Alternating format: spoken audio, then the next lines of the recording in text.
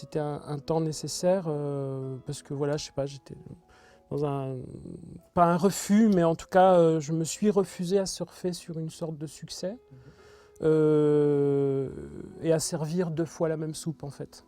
Enfin, pour faire simple. Un film, c'est un prototype à chaque fois, et puis j'irais même jusqu'à dire que quand ça a marché, c'est là où il faut commencer à se poser des questions aussi, c'est-à-dire sur ce pourquoi on fait les choses. Parce qu'après, on peut commencer à faire des films pour de mauvaises raisons, et c'est surtout tout ça qui, moi, m'importe.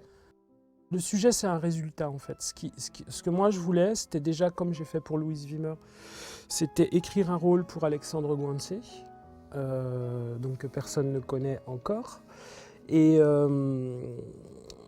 ensuite retravailler avec Corinne. Mais retravailler avec Corinne, pour moi, ça voulait dire travailler avec une autre Corinne, travailler avec autre chose, une autre forme, une autre manière d'appréhender l'actrice, son corps, son visage, son énergie, et ensuite composer ce couple, composer ce film, en me disant, en étant sûr que ce que je voulais, c'était pas inscrire mon second film dans une narration scénaristique forcenée, classique.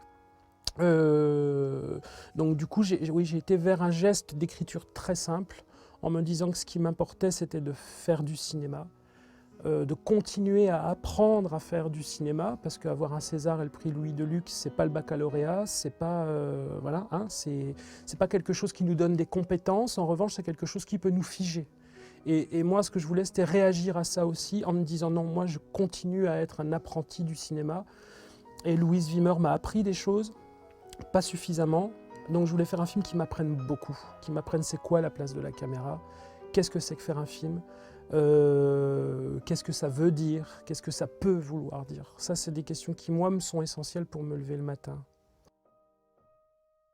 Sur ce film-là, comme sur Louise, parce que c'est Bruno Naon qui a produit les 2 films, j'ai eu la chance comme ça d'être accompagné jusque-là par Bruno, donc qui quelque part m'a laissé faire, mais qui quelque part aussi ne savait pas où je l'emmenais.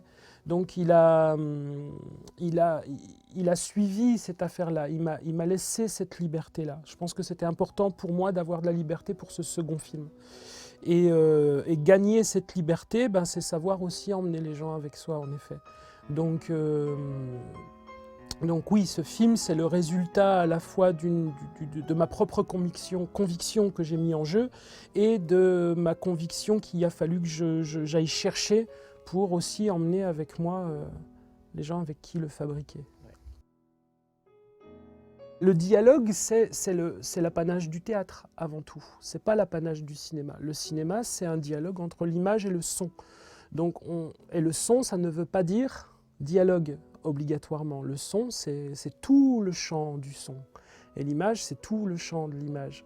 Et en fait, quand je disais que je voulais continuer à rester un apprenti du cinéma, c'est-à-dire de voguer de film en film en acquérant des connaissances et des volontés nouvelles, c'est ça. C'est-à-dire un film, c'est de l'image, c'est du son, c'est de la sensation, c'est du temps. On manipule ça.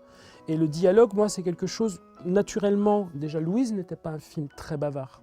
C'est un film suffisamment bavard, avec des dialogues utilitaires presque.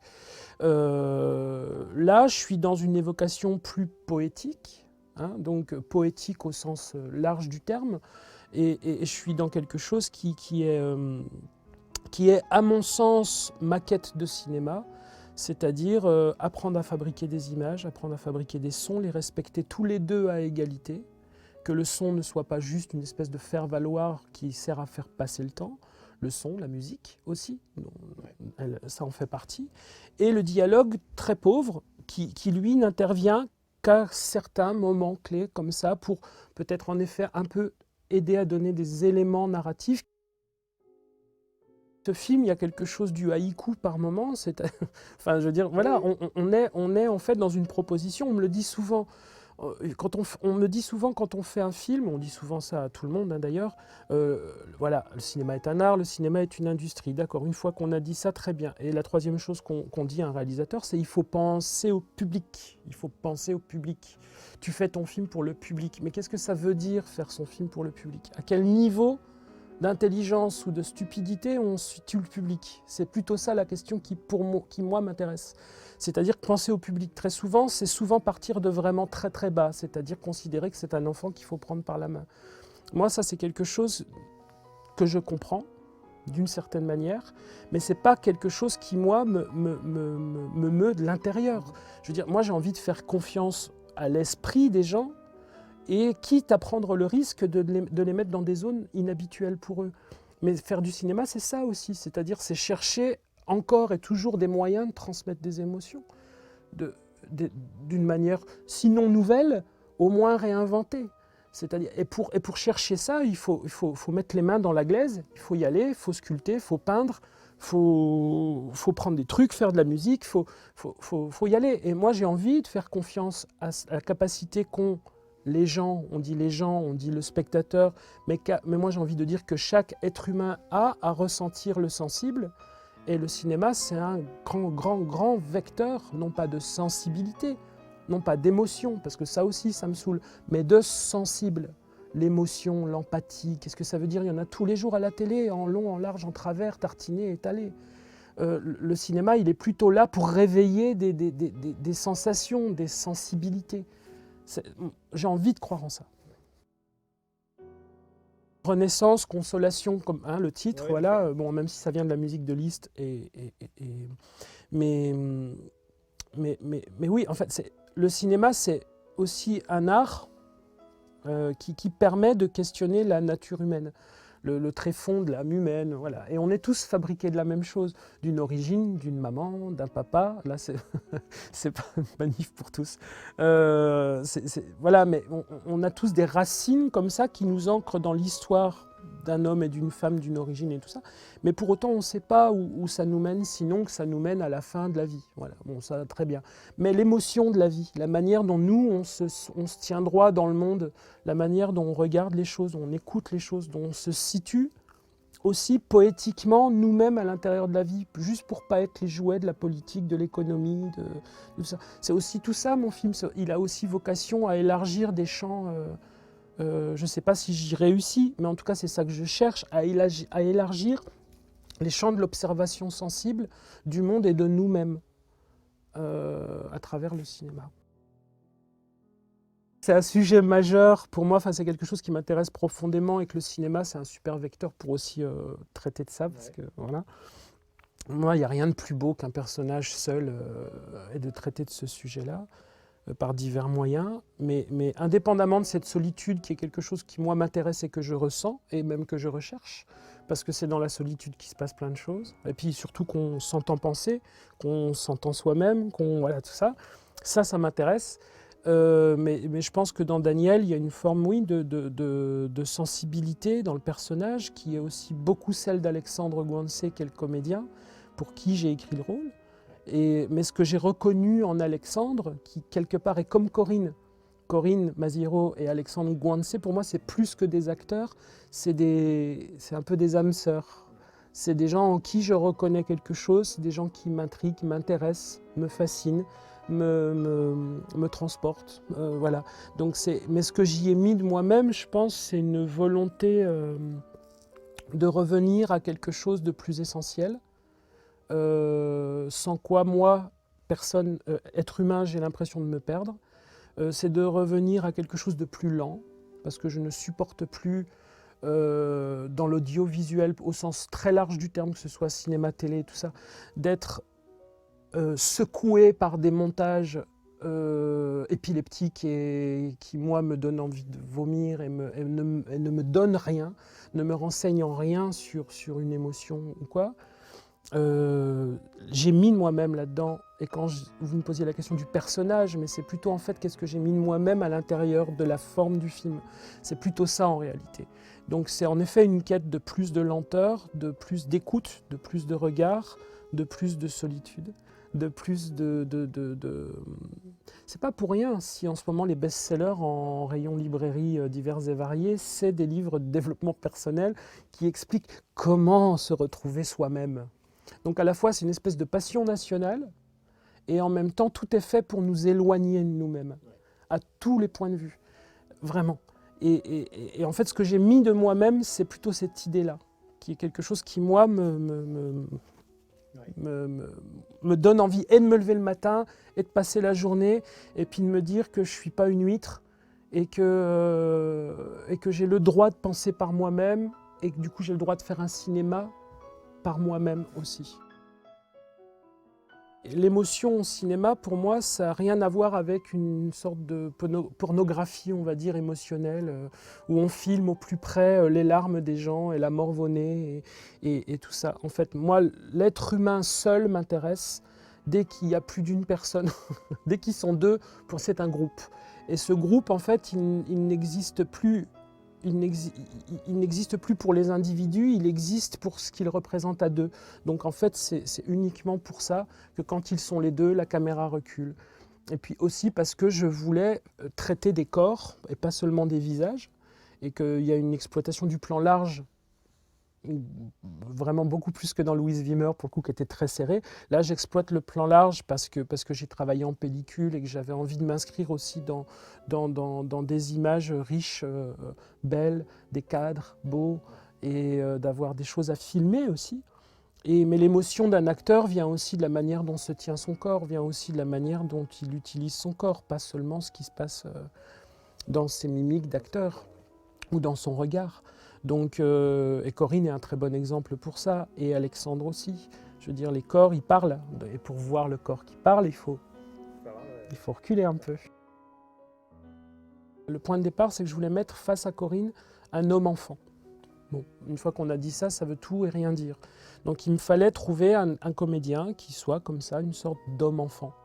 Un corps d'homme et des choses de l'enfance qui transparaissent facilement du visage. Donc ça veut dire aussi une forme d'innocence, une forme d'inquiétude, une forme de naturel, enfin voilà, tout ça, de sensibilité. Et surtout un homme-enfant qu'une femme ne pourrait pas complètement considérer comme un homme, surtout une femme plus âgée, et avoir envie de lui dire « t'inquiète pas ». Voilà. Donc, et puis surtout un homme débarrassé des attributs virils, machin chose, que le cinéma nous flanque et nous reflanque à longueur de journée. Donc voilà, bon, bref, ça c'est une chose. Donc j'ai cherché, j'ai rencontré Alexandre par hasard à l'étranger. En fait, c'est pas que j'étais pas en train de chercher, mais il se trouve que j'ai cru que c'était un comédien américain, parce qu'Alexandre est franco-américain en fait, donc il est parfaitement bilingue, et moi la personne que j'ai vue parlait anglais et tout ça, donc je me suis dit bon, je vais pas non plus me flanquer un comédien américain sur les parce que voilà, ça va compliquer les choses, et il s'est avéré que c'était juste un comédien français qui était là, et donc voilà, je l'ai rencontré, et puis les choses se sont faites assez naturellement, comme avec Corinne. Avec Corinne, ça a été le coup de foudre avec Corinne, pour Louise Wimmer. Avec Alexandre, ça a été la même chose. Et puis Alexandre a aussi cette beauté physique qu'on attend plus classiquement d'un comédien au cinéma, voilà.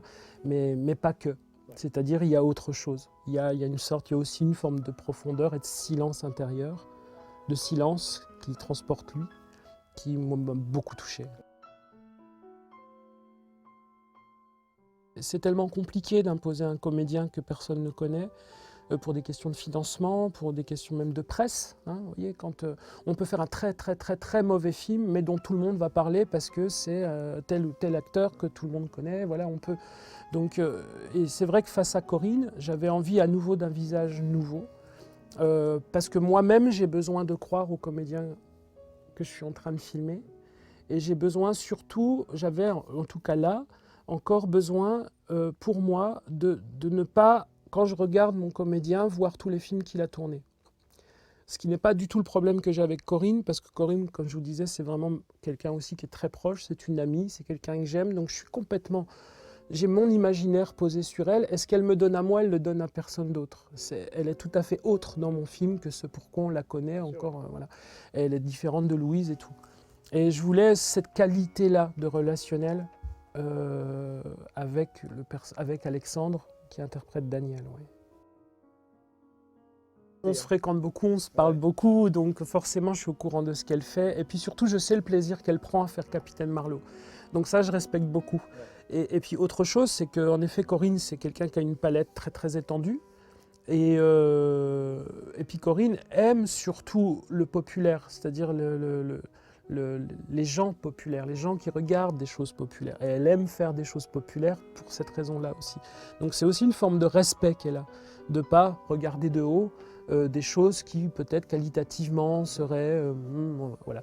Mais, et puis surtout, elle s'amuse. Et moi, je suis aujourd'hui complètement capable de la voir dans toute son épaisseur. Je ne suis pas... voilà, il y a Capitaine Marlowe, il y a tout le reste, mais pour moi, il y a surtout Corinne. Et je trouve ça formidable qu'elle fasse quelque chose et qu'elle batte un match de foot sur TF1, quoi, en termes d'audience. Moi, je trouve ça délirant. Avec en plus un personnage qui vient beaucoup d'elle, avec ses propres mots, son vocabulaire, ses blagues, les trucs un peu vulgaires. Elle dit c'est normalement des choses qui, il y a quelque temps, ne seraient jamais passées à la télévision. Et du coup, elle a réussi à imposer ça. Et ça, je trouve ça chouette parce qu'il y a une revendication là derrière, pour elle. Là, on voudrait me convaincre de pas refaire un film avec Corinne. Ah oui. Parce qu'on a peur que je m'enferme, parce qu'on a peur que je me sclérose, ou parce qu'on imagine que j'ai peur de travailler avec quelqu'un d'autre. Mais j'ai bien plus peur de travailler avec Corinne que de travailler avec n'importe qui d'autre. Et c'est pour ça qu'il ne faut pas se tromper. Et Corinne, moi, c'est quelqu'un, elle excite mon imaginaire totalement. Il est très probable que mon prochain film, ce soit à nouveau pour Corinne et Alexandre, mais dans un registre totalement différent. Je sais même déjà ce que c'est. Ah oui.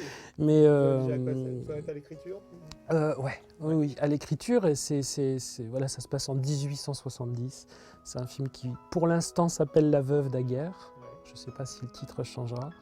Mais qui est là plutôt une espèce de conte fantastique. Ouais, je pense que ça définit plutôt bien l'ambiance, l'environnement, même si je ne suis pas Tim Burton. Mais en tout cas, voilà, très attaché encore une fois à l'aspect pictural et cinéma des choses. Mais j'ai encore envie là de... Oui, Corinne, voilà, j'adorerais faire aussi un biopic de Catherine de Médicis où ça serait Corinne. Enfin, elle serait immense, grandiose, ça serait génial. Et puis en plus, elle a vraiment la gueule qu'avaient ces reines à l'époque. Pas chez Sofia Coppola, quoi. Je veux dire, on est vraiment... Voilà. Et donc, c'est vrai que Corinne, elle me touche déjà tellement que du coup, mon imaginaire, il galope tout le temps. Et c'est vrai que c'est une nécessité pour moi que de faire mon prochain film avec elle. C'est une nécessité artistique. Et donc, ça va me rendre aussi capable de me battre pour faire le film. Et y compris avec Alexandre. Très bien. Et ce sera très clairement. Vous avez déjà une idée à peu près du temps, enfin de la manière dont ça va se... L'écrire, le financer, voilà, c'est... Ça... Non, j'espère pas, j'aimerais vraiment aller plus vite. Et pour aller plus vite, précisément, mais moi, voilà, là, je sais que je peux aller plus vite parce que j'ai acquis quelques forces, justement, entre Louise Wimmer et La Consolation. J'ai appris un peu mieux à me cerner, à me connaître. Et ce qui est nécessaire, parce que quand on fait mon métier, ça parle beaucoup autour, et si on ne sait pas qui on est, on fait tout et n'importe quoi. Il y avait un vrai risque. Oui, et le champ du cinéma social que je continue à aimer comme spectateur et comme citoyen, c'est-à-dire à me dire c'est absolument nécessaire de continuer à faire des films de cette nature-là, c'est quand même un champ que j'ai envie de quitter parce que parce que j'ai envie de produire des choses liées à l'imaginaire davantage que des choses liées à l'ère du temps, que par ailleurs je trouve particulièrement puant. Et en fait, j'ai pas du tout envie d'être un outil, ni pour ni contre de cette ère du temps-là, en fait.